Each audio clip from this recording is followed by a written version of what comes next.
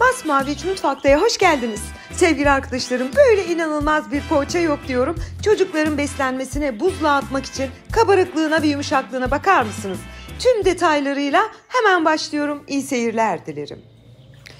İlk önce hamurumuz için bir su bardağı ılık sütümüzü kasemize alalım.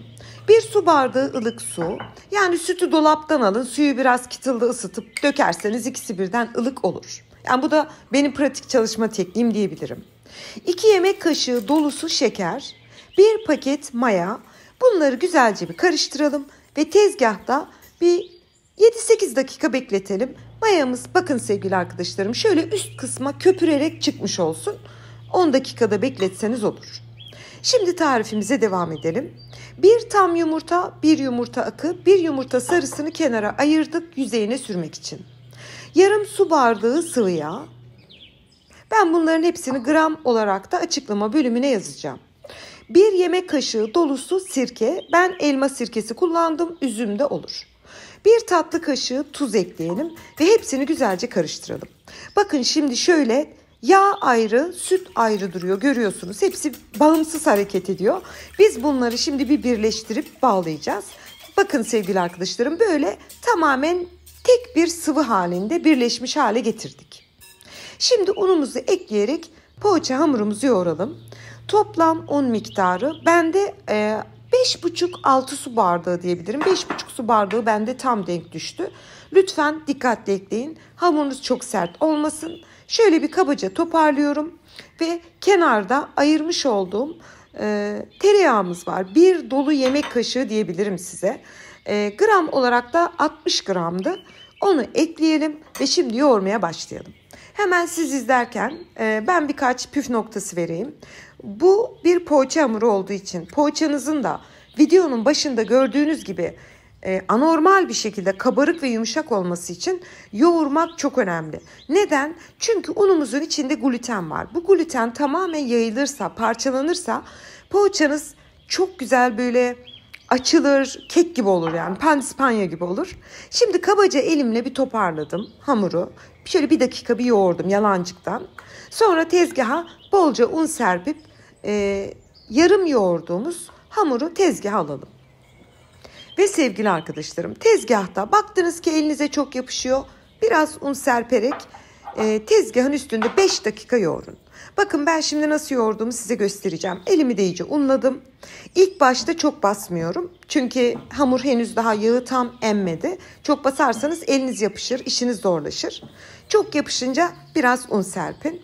Bakın yaklaşık 3 dakika sonra bu kıvama getirdim. Yani ben yoğurdukça, hamur unu yedikçe tereyağı böyle elastik, ele yapışmayan harika bir hamurunuz oluyor. Bakın sevgili arkadaşlarım, tam 5 dakika yoğurdum tezgahta ve ne diyoruz her zaman, fıstık gibi bir poğaça hamurumuz hazır. Bakın neredeyse elimin altında mayası gelmeye başladı. Şimdi mayalanmaya bırakalım. Yaklaşık 1 saat bekledim ve 1 saatin sonunda şahane bir şekilde mayası gelmişti. Hemen elimle bastığımda kabarcıklara dikkatinizi çekerim. Zaten bu bastığınız anda o kabarcıklar çıkıyorsa bilin ki bu fantastik bir poğaça olacak demektir. Şimdi elimle göz kararı 12 adet eşit beze alıyorum.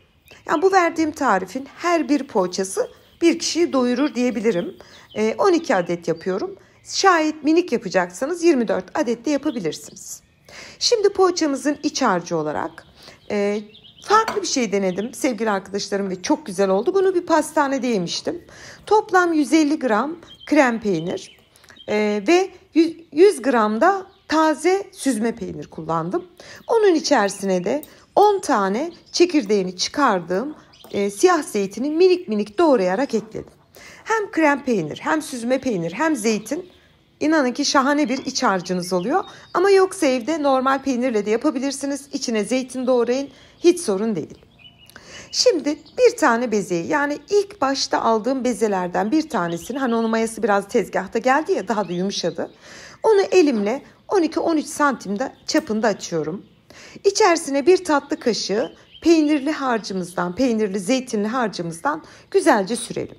Yani şu orta kısmını komple sürün. Ve daha sonra 2 tarafını ortaya katlayıp daha sonra da Uç tarafını yine ortaya katlayıp diğer tarafı da üzerine katlayıp kapatarak bitirelim. Şekil verirken sizden ricam çok fazla hamuru böyle basmayın, ezmeyin, büzmeyin. Yani böyle puf puf elinizin altında çok zarif hareketlerle kapatın. Hemen bir tane daha göstermek isterim. Bezeyi alıyorum. Elimle birkaç defa basıyorum. 12-13 santim çapında hemen açılıyor zaten.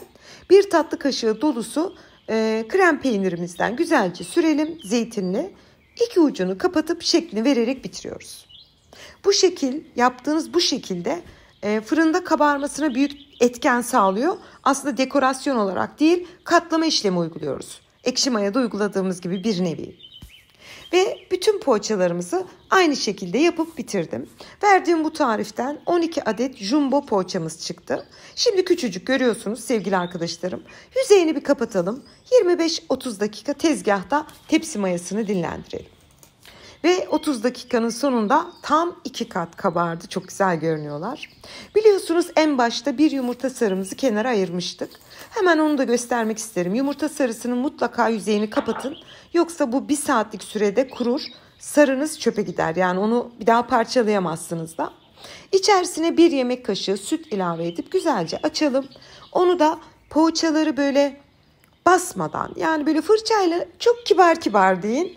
Kabarıklığı sönmesin. Yumurta sarımızı sürüyoruz. Üzerine ben kavrulmamış beyaz susam serptim. Siz istediğinizi serpin. Ceviz olur, galeta unu olur, kavrulmuş susam olur. Hepsi olur.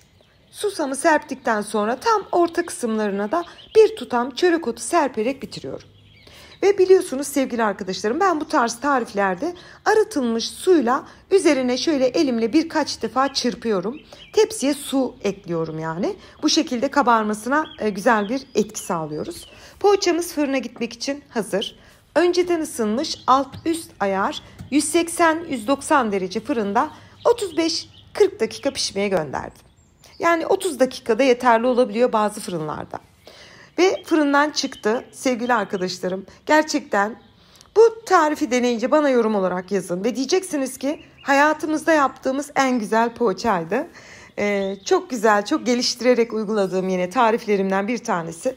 Şöyle size detaylı göstereyim. Yani bu kadar kabarmışı inanın pastanede bile yoktur. Hemen bir detaya daha değinmek isterim. O kadar kabarıp birbirini tuttular ki poğaçalar. Bakın sevgili arkadaşlarım, şöyle açarken aradaki tel tel ayrılışından nasıl muazzam bir hamur, muazzam bir poğaça olduğunu anlarsınız. Ve bütün poğaçaları bir tele alıyorum. Hemen sunum için hazırladım ve poğaçalarımız sunum için hazır. Sevgili arkadaşlarım, bugün sizlere çok yumuşak, çok güzel kabaran ve en önemlisi çok lezzetli bir poğaça tarifi hazırladım. Yani böyle yediğinizde içindeki aroması, zerre kadar maya tadı gelmemesi çok önemli. Çünkü sadece kabarması yeterli değil. Yediğinizde böyle bir maya maya oluyorsa zaten olmamış demektir. Büyük bir zevkle doku testine geçtim. Yumuşaklığını görüyorsunuz. Lütfen tarifimi denerken videoyu atlamadan, yani benimle birlikte sıralamaya göre yapın. Sonuçta Allah'ın izniyle benden daha güzel yaparsınız eminim. Bu arada hemen belirtmek isterim. Poğaçamda kullandığım unun protein oranı 10'du. Onu da hemen bir dipnot olarak eklemek isterim. Nasıl muhafaza edebilirsiniz? Ben tamamen soğuduktan sonra buzluğa atıyorum. Mesela çocuklar sabah okula gidecek. Akşamdan çıkarmayın. Sabah kalktığınızda poğaçayı çıkarıp beslenmelerine koyun. O zaten onlar gidene kadar eriyor. Hiç akşamdan çıkarıp da bayatlatmayın. Yumuşaklığı inanılmaz, lezzeti çok güzel. Sevgili arkadaşlarım, şimdiden deneyecek tüm izleyicilerime afiyet, bal, şifa olsun diyorum. Yeni tariflerimde görüşmek ümidiyle. Hoşça kalın.